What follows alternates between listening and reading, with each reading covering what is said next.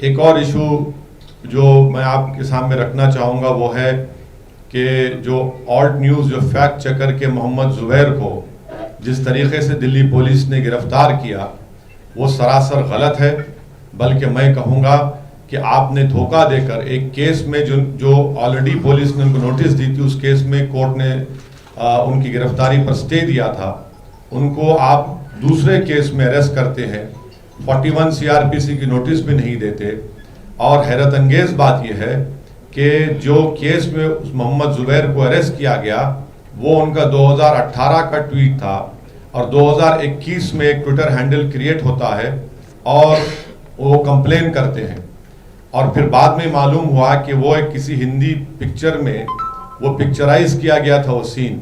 तो अब ये मुझे समझ में नहीं आ रहा कि दिल्ली पुलिस क्या उस पिक्चर को जो सेंट्रल बोर्ड सर्टिफिकेट ने सर्टिफिकेट दिया उनको भी अरेस्ट करेंगे क्या जो पिक्चर बनाने वाले जो आज भी लोग हैं उनको अरेस्ट करेंगे क्या? फारूक शेख तो जिंदा नहीं है और उसके प्रोड्यूसर ऋषिकेश मुखर्जी साहब भी जिंदा नहीं है, तो जो लोग जिंदा उनको भी अरेस्ट करेंगे क्या? तो ये हम मोहम्मद ज़ुबैर का जो अरेस्ट हुआ वो गलत हुआ है और अफसोस की बात। और वो कंप्लेन करते हैं और फिर बाद में मालूम हुआ कि वो एक किसी हिंदी पिक्चर में वो पिक्चराइज किया गया था वो सीन। तो अब ये मुझे समझ में नहीं आ रहा कि दिल्ली पुलिस क्या उस पिक्चर को जो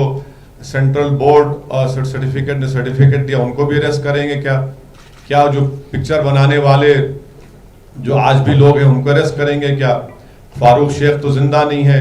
और उसके प्रोड्यूसर ऋषिकेश मुखर्जी साहब भी जिंदा नहीं है, तो जो लोग जिंदा उनको भी अरेस्ट करेंगे क्या?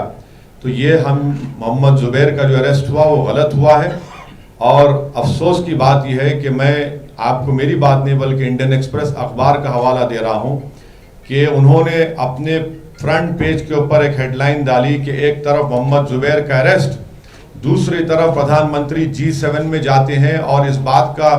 ये फैसला करते हैं कि फ्रीडम ऑफ एक्सप्रेशन होगा ऑनलाइन और ऑफलाइन, और यहाँ पर देश में मोहम्मद ज़ुबैर को गिरफ्तार कर लिया जाता है। तो ये नहीं मालूम कि क्या दिल्ली की पुलिस प्रधानमंत्री के उस पॉलिसी को सबोटाज करना चाहती है या फिर यही सही पॉलिसी है देश के प्रधानमंत्री और उनकी सरकार की।